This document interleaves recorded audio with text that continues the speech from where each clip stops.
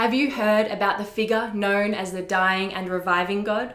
One of the oldest is Osiris from Egypt. You descend a narrow shaft beneath the Giza Plateau, air thick with dust, water ticking in the dark. Your light catches bones arranged in unsettling patterns, black resin smeared across massive coffins, and 30 meters down, a granite sarcophagus perched on a hand-cut island inside a flooded cavern.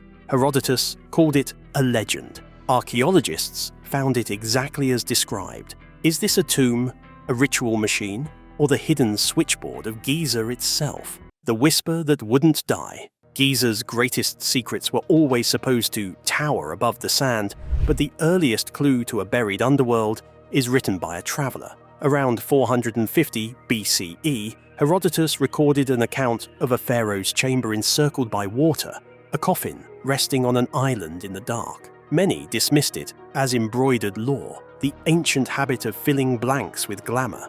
The desert has a way of protecting what it chooses, and for 2 millennia, the whisper lingered without proof. In 1933, an Egyptian archaeologist, Selim Hassan, opened a vertical shaft near Khafra's causeway and immediately hit a problem that felt older than hieroglyphs. Water that refused to be managed. Pumps clattered, hoses throbbed, men hauled until their arms burned, and still the groundwater crept back with the patience of stone.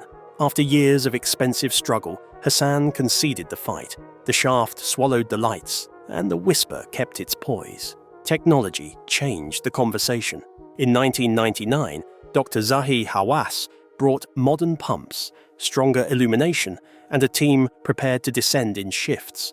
The water retreated grudgingly. 6 meters down, the first chamber revealed itself, a small room cut cleanly into bedrock, undecorated and unnarrated. Egypt's tombs normally talk: titles, prayers, lists of offerings, flawless vignettes of gods performing what eternity requires. Here, the stone refused to speak. The room felt like punctuation rather than prose. A built pause, a vestibule between daylight and obligation. The air was stale and warm. Dust stung the nose and settled on the tongue. The shaft continued below, a vertical invitation carved with uncompromising intent. A few shreds of pottery, a smear of resin here and there, and a geometry stripped of ornament. The first chamber announced 2 things at once: restraint and direction. Whatever mattered was not here. The experience being engineered required descent. Team members clipped onto the ladder and leaned into the dark, boots tapping rungs that sounded too far apart. Every foot of depth stole a fraction of outside time. Herodotus's rumor now shared space with the throb of modern pumps and the rasp of rope through a descender. In the silence between those noises, the stone began to make its point. If the walls would not tell a story, perhaps the bones below would. If the first room is a threshold, what happens when the archaeology stops being quiet and the human remains start arguing back? A room that keeps its dead in pieces. 12 meters below the first chamber, light opened onto a room that looked almost disciplined in its strangeness. The cuts in the limestone were steady, the plan symmetrical, niches opening like dark mouths. 2 massive stone sarcophagi sat in those niches, anonymous and uninscribed. One had been muscled across an eastward opening, as though the builders preferred a coffin to a door. Whatever lay beyond did not require visitors. The floor read like a palimpsest: pottery sherds, chips of stone, and bones. At first glance, the scatter suggested intrusion, later burials, vandalism, disorder. Then the pattern asserted itself. Many of the bones belonged only to the right half of bodies: right arms, right ribs, right legs. Not full skeletons, not random breakage, but a repeating asymmetry that resisted accident. An orthopedic specialist later consulted by the team confirmed the bias. Either someone had been making an argument with anatomy, or a ritual had settled into habit here for a long time. Egyptian religion is comfortable with drama. The central myth of Osiris involves dismemberment and reassembly, death and sovereignty achieved through careful, loving work. Priests mirrored that grammar in festivals and offerings. The right side bias might be a local dialect of that cosmic story, an encoded rite we can see but cannot overhear. A different possibility felt colder.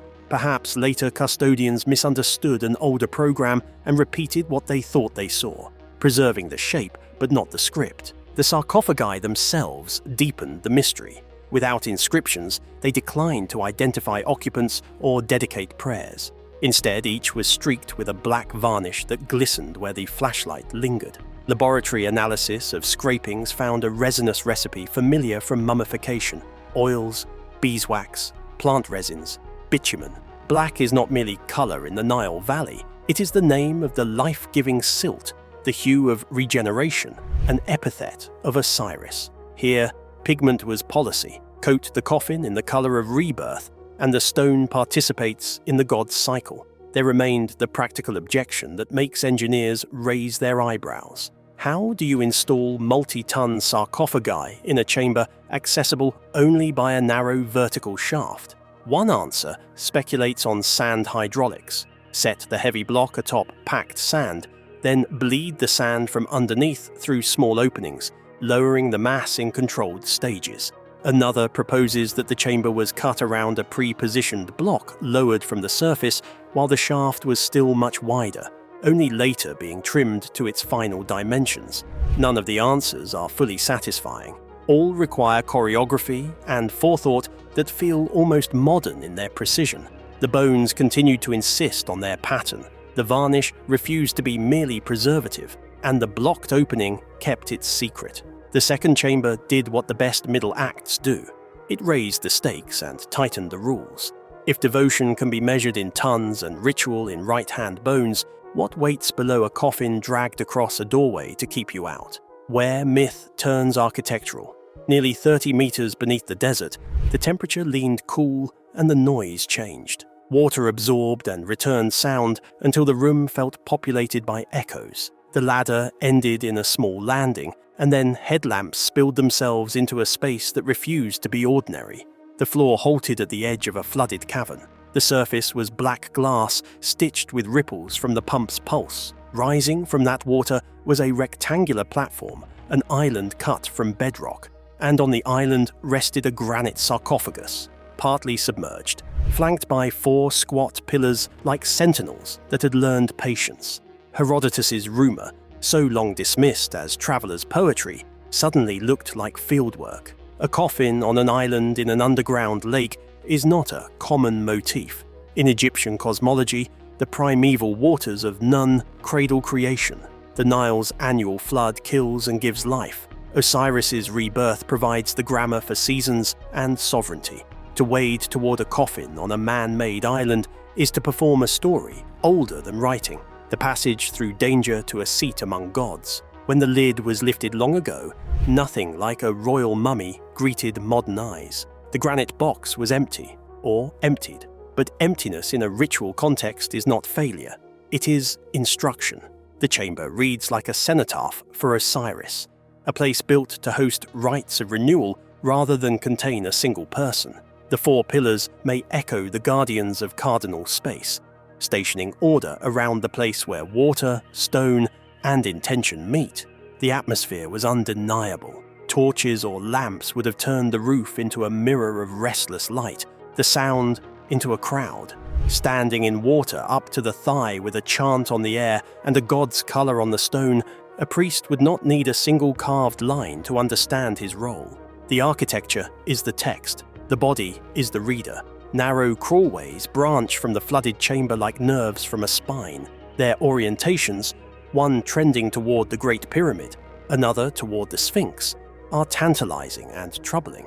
They are too tight for adult passage in their present state, and too deliberate to dismiss as accidents. If they once ran clear, the Osiris shaft may have been part of a network that linked the plateau's monuments underground, a set of arteries for movement, sound, water, or meaning. The waterline itself tells a long story. Stains on the stone mark levels high and low, implying centuries of fluctuation. That variability argues against a static, sealed burial and toward a living ritual landscape designed to interact with the groundwater, to dramatize the Nile underground as the heavens are dramatized above. If the room behaves like an instrument, then the builders were engineers of experience. What do the materials, acoustics, and cuts reveal about their craft? logistics that shouldn't work, effects that feel designed. Begin with stone. Some coffins and architectural elements associated with the complex are carved from brutally hard rock materials that demand skill and patience even with modern tools. Imagine the choreography: quarrying, hauling dozens of tons across desert, lowering through a shaft, setting with millimetric fidelity, all without cranes. Possible methods include cribbing and jack-like sand systems, block and tackle arrays anchored to surface frames, and the incremental excavation of a chamber around a pre-positioned mass. Each solves part of the problem while raising another. Together, they testify to planning that treats the underground like a workshop and a stage. The walls complicate the picture. Long, parallel tool marks edge the shaft with a steadiness that suggests both practice and control. Yes, copper chisels and pounding stones could do this to limestone. What unsettles is the uniformity in air that grows poor, in light that flickers, in spaces that narrow. Add sound. Acousticians testing similar stone volumes have shown how particular geometries amplify specific frequencies. A single note blooms into a cloud. A drumbeat becomes architecture. Water intensifies the effect, both damping and reflecting, until the room carries the voice farther than lungs expect.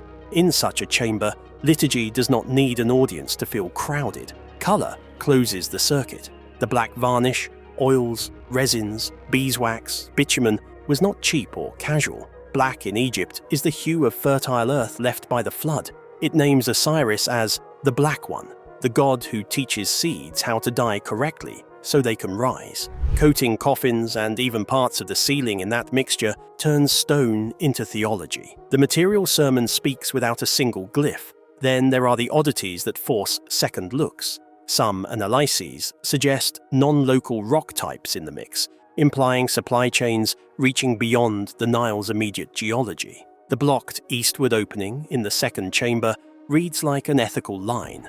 There are places you do not go, and the choice of a coffin as the barricade strengthens the statement. Even the ladder of levels, threshold, dismemberment room, flooded island feels like intentional pedagogy, a three-act drama that escalates commitment until the body itself is enrolled in the rite.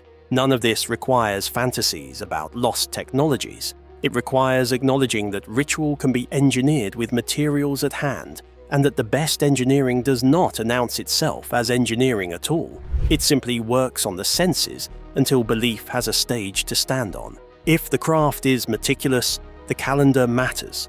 So when was this machine assembled, and why does the evidence argue with itself? Dates that disagree and a timeline that widens. Archaeologists prefer clean layers and cooperating dates. The Osiris shaft answers with a braid. Human remains, amulets, and pottery from the second level concentrate in Egypt's late period, roughly the 26th dynasty. That suggests rediscovery and reuse by priests who recognized an older sanctity and installed their dead within its charge. Yet mixed among those objects are sherds that look Old Kingdom in fabric and form, and technical assays on some stone elements pull the origin story back toward the Pyramid Age. Thermoluminescence and other methods used to estimate when stone surfaces last saw sunlight or heat point to dates compatible with the 5th dynasty for portions of the complex. If those readings hold, then the architecture predates much of the material left inside it by a millennium or more. The simplest resolution is reuse. Holy sites are rarely single-use, but even reuse has flavors. Late-period custodians might have stumbled on a sealed underground locus of Osiris, recognized its dramaturgy instantly, and adapted it to their needs. Or they may have inherited a rite without its full logic and kept the shell because the shell still worked. The right side bones complicate the timeline. If they represent a local ritual speech, then that speech was spoken across centuries, or revived with fidelity to an earlier grammar. The black varnish connects the site to mummification workshops in all periods, but its abundance here leans toward Osirian emphasis, rather than mere preservation. Meanwhile, the too tight crawlways hum like unplugged cables, hinting at physical connections to the Great Pyramid and Sphinx that we cannot yet confirm. The broader plateau does not sit still, While this debate plays out, ground-penetrating radar, seismic surveys, and cautious micro-robotics elsewhere on Giza keep discovering cavities, seams, and anomalies that argue for a more crowded subsurface than guidebooks advertise. The Osiris shaft fits that chorus as a bass note, deep, slow, and structurally important. It anchors a ritual vocabulary that can be read across monuments when you allow that experience, not inscription, is sometimes the primary text. The hardest part for a modern mind is accepting a layered answer. We want a name, a date, an owner. The shaft asks for different questions. What did people come here to do? What transformation was expected to occur? Which senses were recruited? And how did water, echo, darkness, and color carry the load normally placed on carved walls? The timeline disagreement becomes a feature, not a bug, when you shift from ownership to function. A temple that works will be kept working. If modern tools promise clarity, what happens when 21st century curiosity meets a room designed to be felt more than measured? Modern eyes, ancient nerve. Today, the Osiris shaft lives two public lives. In one, it is a controlled field site, opened under strict supervision. It's water managed, it's air monitored, its surfaces sampled and logged. In the other, it is a viral character. Narrow ladders, tight squeezes, damp echo, and footage that makes palms sweat. Influencers and documentarians have used permitted access to show audiences what most will never experience in person: a subterranean world that resists tidy narration. The attention helps and hurts. It funds, it excites. It also tempts the story to outrun the data. What does the data say? It says the black coating is a deliberate Osirian palette. It says the bones are not random.